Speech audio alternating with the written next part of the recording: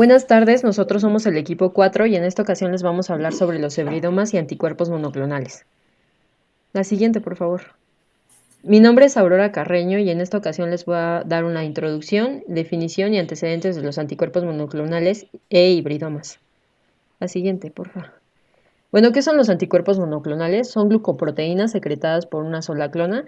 Las clonas, pues, son una agrupación de células idénticas en estructura, características metabólicas y función, que provienen de una misma célula madre por divisiones sucesivas, ¿no? Los anticuerpos monoclonales son creados en el laboratorio a partir de una célula que favorece las funciones inmunológicas gracias a que tiene una alta especificidad en su unión, ya que están dirigidos específicamente contra un componente dependiendo del cual sea su finalidad. Esto quiere decir que solo van a reconocer la cosa para lo que fueron creados, ¿no?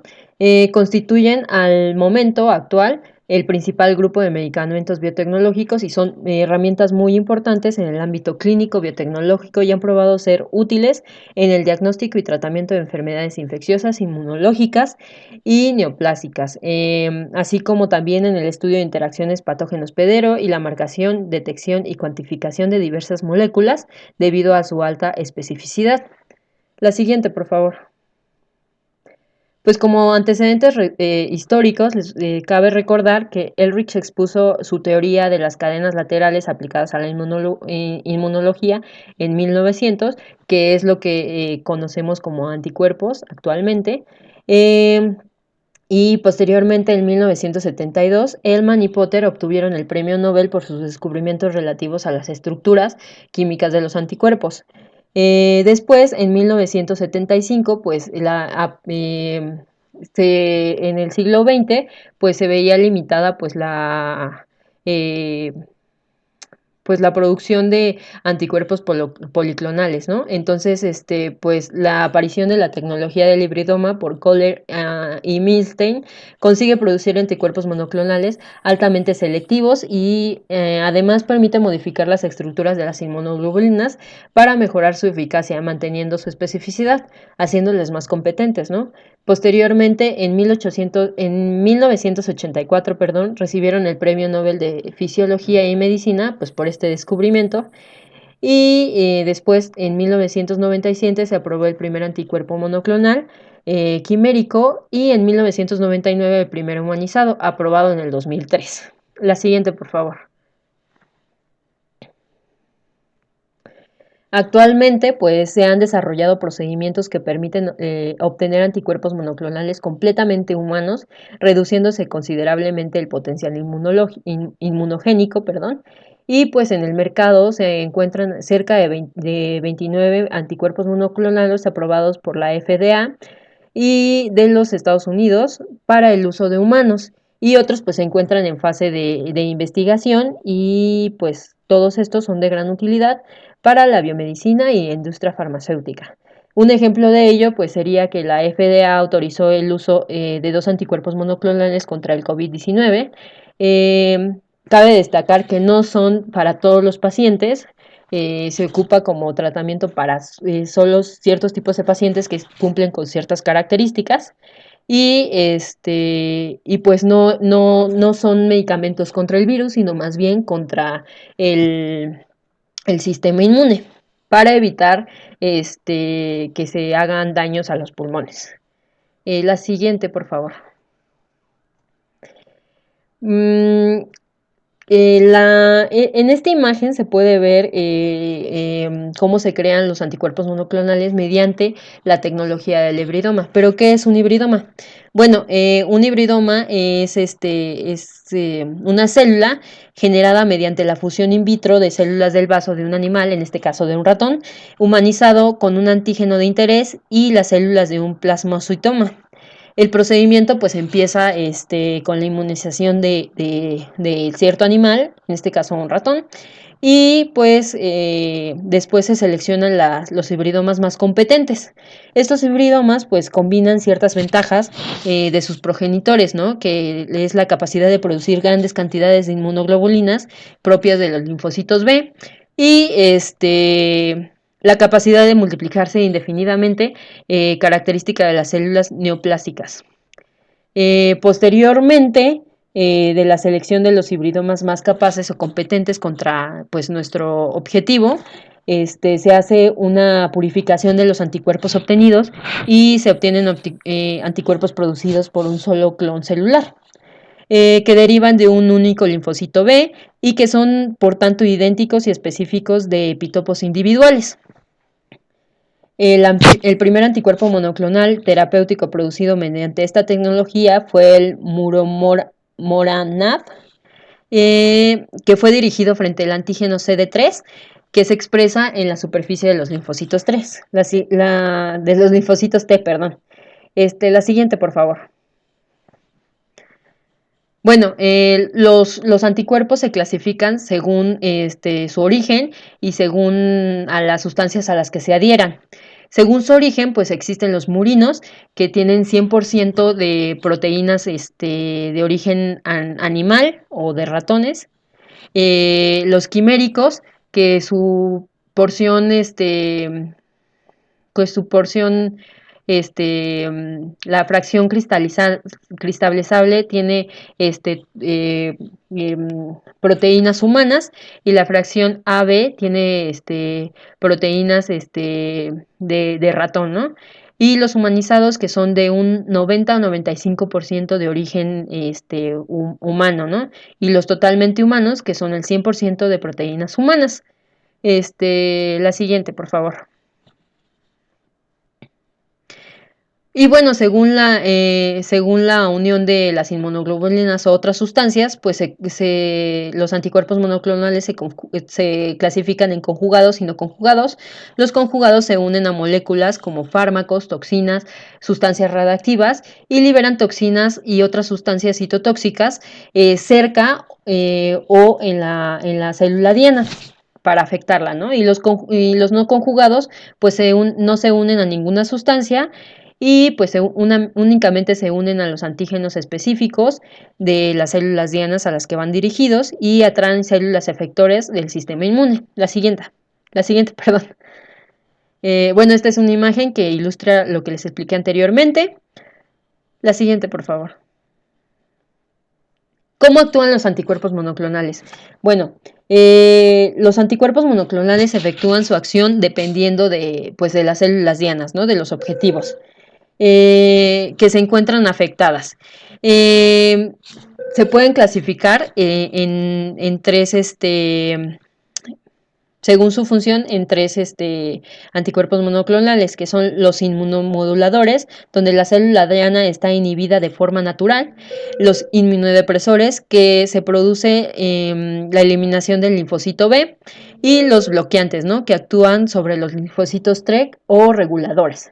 Y todos ellos pueden realizar pues ciertas funciones, ¿no? Como son el bloqueo de la interacción entre el receptor y el ligando, la activación del complemento y la lisis celular, la lisis celular mediada por anticuerpos, la activación de los linfocitos T y de mecanismos efectores, la inducción de apoptosis y la inhibición de traducción de señales o de activación de receptores. Y pues esta es una imagen que lo ilustra. Siguiente, por favor. Esta es una tabla donde ven las diferencias entre los anticuerpos policlonales y los monoclonales, y como vemos, pues los epitopos que reconocen los monoclonales pues es único, la especificidad es alta y es invariable, al igual que su afinidad, que es muy alta e invariable. Y pues abajo se ilustra la característica de epitopos que se reconoce, ¿no? En los monoclonales, que es un único epitopo en los antisueros monoclonales. La siguiente, por favor. Bueno, pues esto es todo por mi parte. Les agradezco. Bueno, yo soy Alexa Reséndiz y yo les voy a hablar sobre producción, generación y desarrollo de anticuerpos monoclonales. Bueno, una alternativa de los problemas que surgen en el hibridoma son los anticuerpos monoclonales, que son producidos en animales transgénicos portadores de IG humanas, en plantas, en bacterias o en levaduras. Estos presentan pues una menor inmunogenicidad, un menor costo, una mayor tolerancia y pues obviamente una mayor vida en sangre. Bueno, ahora hablemos de las plantas transgénicas. La utilización de plantas para producir anticuerpos monoclonales, tanto en cultivos de células vegetales como en las de las plantas, ofrece ventajas. Algunas de ellas pues, son el aumento de la productividad y la reducción del costo. Existe una variedad enorme de anticuerpos y de fragmentos recombinantes.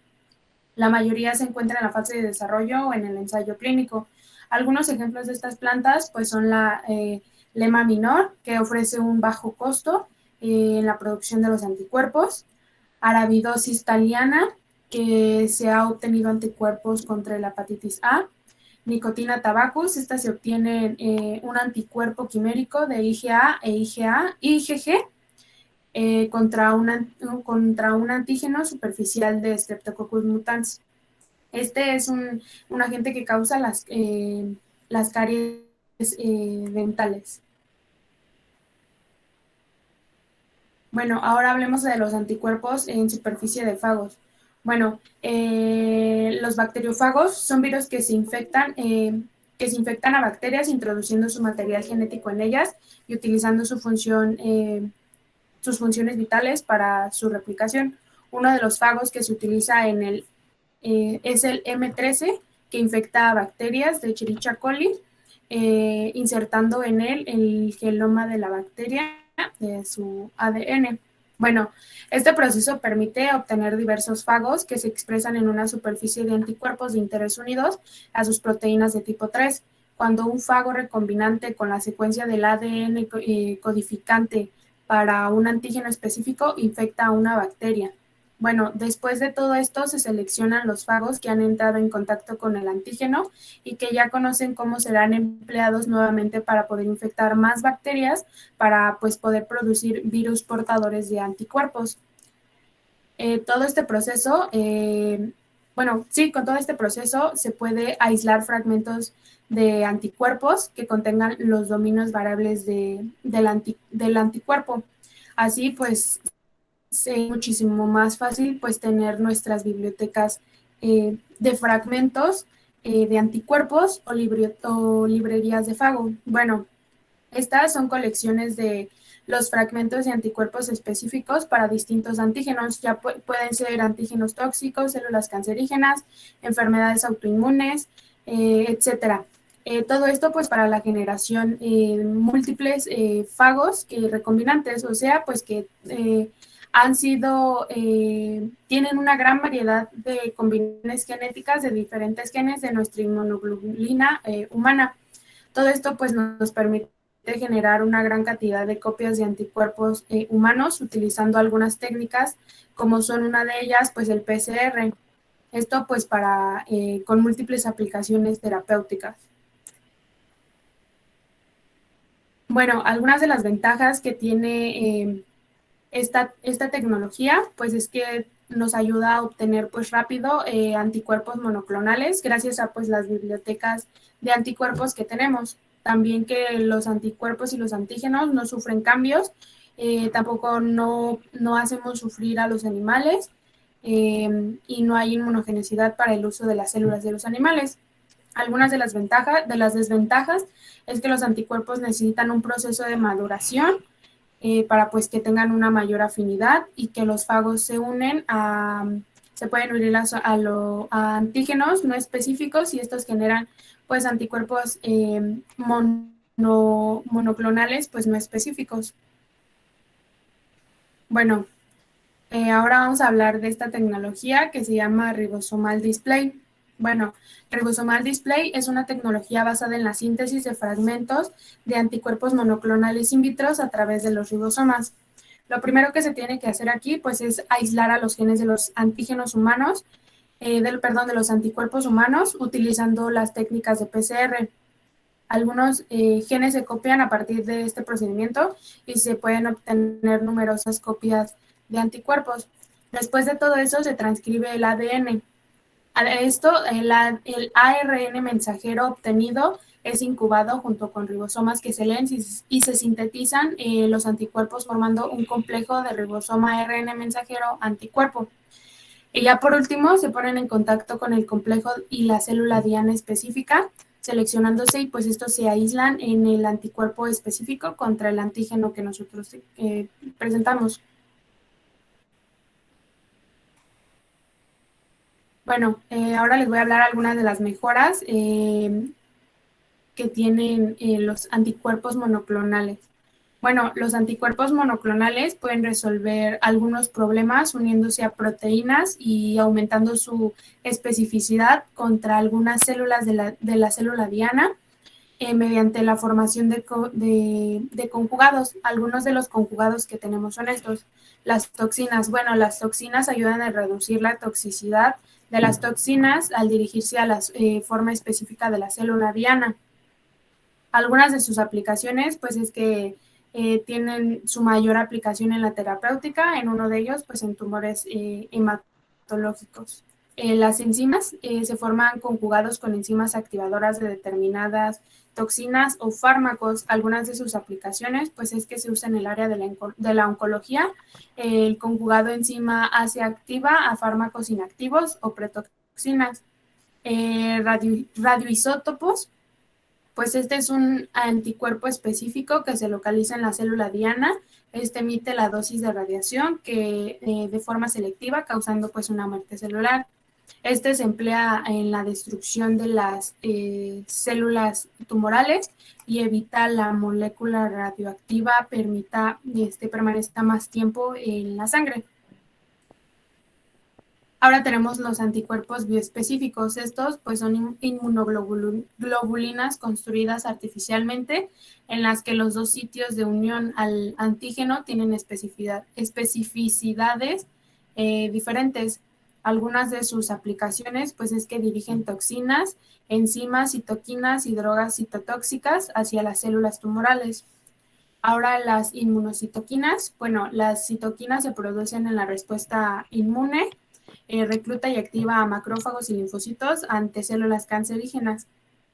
Bueno, este estimula la activación y el reclutamiento de linfocitos T, células NK, macrófagos y contra células tumorales.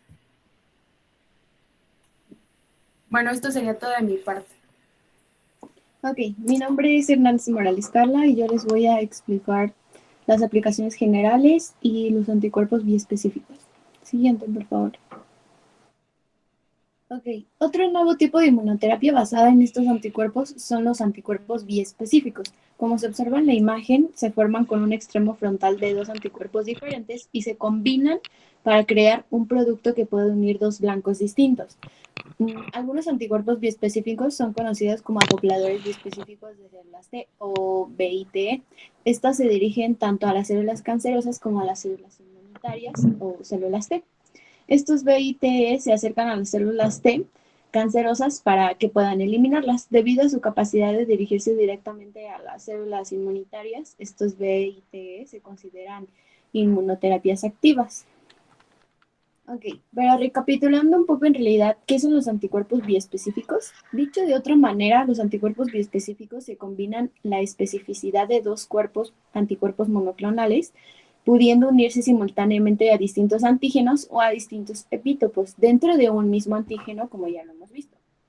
Esta característica les confiere ciertas ventajas funcionales respecto a los anticuerpos monoclonales, como por ejemplo, tienen la capacidad de 3 puntos muy importantes. El primero es interferir simultáneamente con múltiples dianas como receptores de superficie. El segundo es aproximar dos dianas entre sí para favorecer la formación de complejos proteicos o provocar un contacto entre las células. Y el tercero sería transportar fármacos, radiomarcadores o nanopartículas hasta un tejido diana específico. Siguiente, por favor. Ok, un dato interesante es que el primer anticuerpo bioespecífico o BITE es denominado Blicinto o blinatumomab y este fue aprobado por la FDA en 2014. Este anticuerpo bioespecífico es dirigido a CD19 en las células tumorales, así como a CD3 en linfocitos T. Este es aprobado para subgrupos con pacientes con leucemia y bueno, más adelante desarrollaremos a detalle este anticuerpo. Pero cabe mencionar que no es el único. Se han desarrollado otros anticuerpos específicos para tratar diferentes antígenos cancerosos. Siguiente, por favor. Ok, pasamos a las aplicaciones de los anticuerpos monoclonales específicos. Las aplicaciones cubren un amplio espectro que incluye un diagnóstico de imágenes, profilaxis y terapia. Al inicio de esto se concentraron en la reorientación de las células efectoras con la terapia de cáncer, incluidos los linfocitos T, que no pueden reclutarse en células tumorales por parte de los anticuerpos monoclonales o monoespecíficos. También se han evaluado como posibles tratamientos otras indicaciones como enfermedades inflamatorias crónicas, de autoinmunidad, de neurodegeneración, de trastornos hemorrágicos e infecciones. Asimismo, se están investigando constantemente para su aplicación en trastornos del sistema nervioso central, como la psoriasis y el lupus eritematoso sistémico. La importancia de estos productos terapéuticos en lo referente al cáncer se debe a que es capaz de desarrollar mecanismos de evasión a la respuesta inmune. De esta manera inhibe su reconocimiento y su eliminación por parte de las células de este sistema. Ok, y su objetivo principal de tales investigaciones es actuar simultáneamente sobre distintas dianas aplicadas en procesos fisiopatológicos y con ello obtener un aumento de la eficacia en la terapéutica. Por lo tanto, se trata de una inmunoterapia que busca redirigir el sistema inmune hacia el ataque de las células malignas u otros procesos de estas enfermedades. Siguiente, por favor. Ok, así pasamos a los anticuerpos monoclonales y específicos. Actualmente existen pocos anticuerpos monoclonales específicos en el mercado, pero en esta sección mencionaremos algunos de los que ya han sido utilizados clínicamente. Y uno de ellos precisamente es el Catumaxomab o Removab. Es un triomavab que es establecido como fármaco huérfano por la Agencia de Alimentos y Medicamentos Unidos o por la FDA. A tumores gástricos y de ovario, que está en la molécula de adhesión epitelial celular. Además, este fue aprobado en 2010 para las mismas indicaciones por la Agencia Europea de Medicamentos. Y bueno, específicamente este actúa con un bracito de Removab, se une a un antígeno de superficie que sería la molécula de adhesión epitelial celular en las células tumorales, mientras que el otro bracito lo hace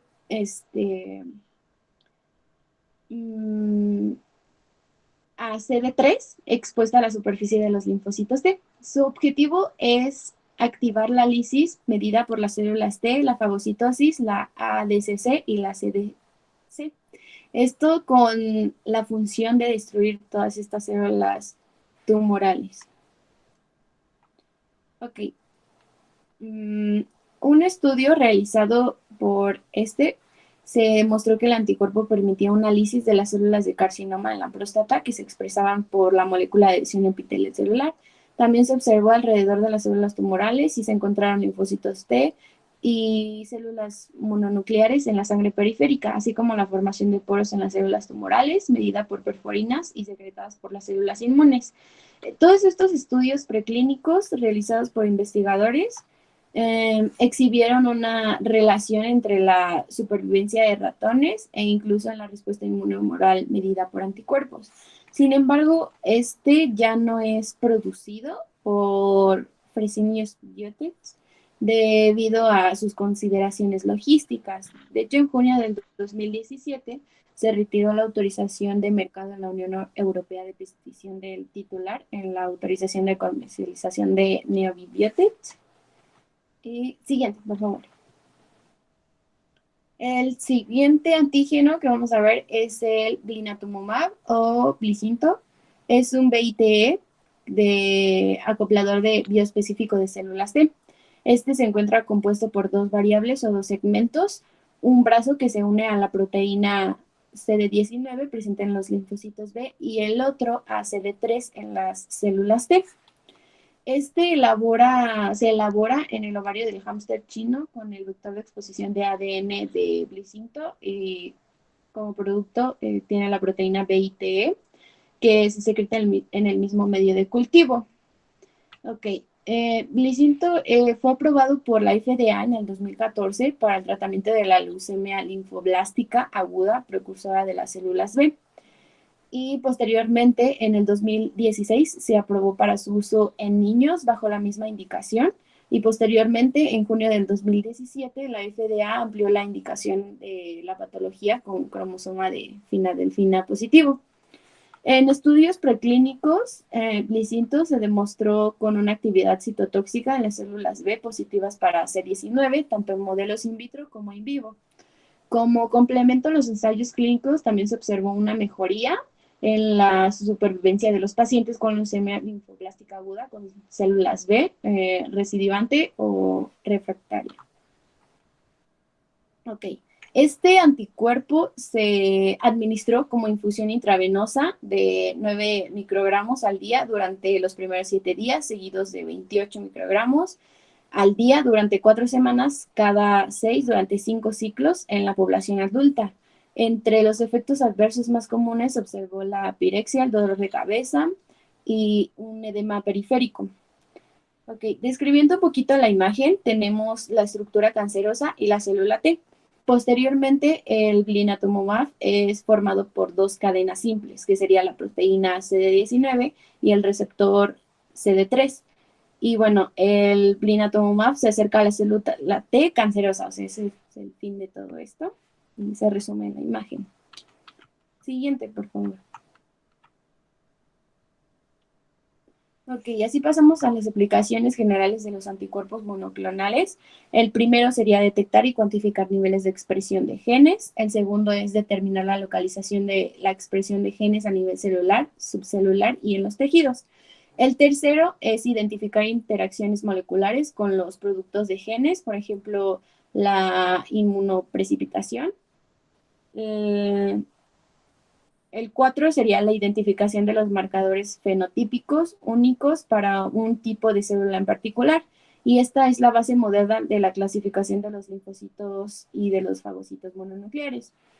El quinto sería el inmunodiagnóstico, que sería que en el diagnóstico de muchas enfermedades infecciosas y sistémicas permiten la detección de antígenos y anticuerpos específicos en la circulación de estos tejidos usando estos anticuerpos monoclonales inmunoensayos como marcadores específicos para este diagnóstico por imágenes. Siguiente, por favor. Ok, así pasamos al número 6, que es el diagnóstico y de tratamiento de tumores específicos. Los anticuerpos monoclonales se utilizan en esta detección de tumores mediante las técnicas de inmunológicas de diagnóstico para una inmunoterapia de tumores in vivo. El séptimo sería el análisis de funciones de moléculas de superficie celular o proteínas secretoras. El octavo es en las investigaciones inmunológicas. Los anticuerpos monoclonales se unen a las moléculas de superficie que pueden estimular o inhibir funciones de células particulares. Y esta es una herramienta invaluable para definir la función de moléculas, incluidos los receptores para los antígenos. Y por último tenemos el noveno, que es el estudio de los procesos de interacción de hospedero-agente infeccioso. En las aplicaciones de los anticuerpos monoclonales son prácticamente limitados porque no solo en los estudios funcionales, sino también en la selección de posibles blancos terapéuticos y de candidatos para estas vacunas o en el desarrollo de anticuerpos, de antídopos como las vacunas ya mencioné. Y esto sería todo por mi parte. Gracias. Soy Rosas Castro y les voy a hablar sobre algunas aplicaciones clínicas. Siguiente, por favor. Vamos a empezar con artritis reumatoide. Esta es una enfermedad autoinmune crónica e inflamatoria que afecta a huesos y articulaciones. Su tratamiento consiste en la administración de medicamentos antiinflamatorios y anticuerpos monoclonales, perdón. El factor de necrosis tumoral alfa es una citocina que se secreta en la respuesta inmune y es responsable de la inflamación de las articulaciones. Y algunos de los fármacos que se utilizan en esta enfermedad es Humuria. Este es un anticuerpo eh, humanizado y se administra por vía subcutánea y las dosis dependen de qué tan grave es la enfermedad. La siguiente es Bactera y este es un anticuerpo quimérico y está compuesto por las regiones constantes de la IgG1 humana y este reconoce el antígeno CD20 presente en los linfocitos B, induciendo la muerte celular por apoptosis. Siguiente, por favor. La siguiente enfermedad que vamos a ver es el asma y esta es una enfermedad inflamatoria de las vías aéreas que produce dificultad para respirar, tos y opresión en el pecho. Algunos de los fármacos que se ocupan en esta enfermedad es Xolair y este es un anticuerpo anti-IgE humanizado obtenido por la tecnología del ADN recombinante. Lo que pasa con este fármaco es que reduce las exaveraciones y mejora la calidad de vida en el asma. Su administración es por vía subcutánea y la dosis se fija dependiendo del peso corporal del paciente. Y otro fármaco que se ocupa es Nucala y este anticuerpo es IgG1 humanizado que actúa como antiofensina de la IL-5 previniendo su unión a los receptores de eosinófilos e impidiendo su acción. Y su administración es por vía subcutánea en dosis recomendadas de 100 miligramos durante 4 semanas. Siguiente, por favor. Ok, también vamos a hablar un poquito del cáncer y nos referimos en términos generales y se trata de células malignas que proliferan de forma anormal y desconcertada en forma de tumores y pueden desarrollarse en cualquier tejido del organismo, dando lugar a varios tipos de cáncer y nos vamos a enfocar ahorita en el cáncer de mama y cáncer gástrico, porque en estos dos se ocupa el Herceptin. Este es un anticuerpo de IgG1 humanizado y se une a las células cancerosas que presentan en su superficie la proteína HR2, frenando el crecimiento y desarrollo tumoral. Siguiente, por favor.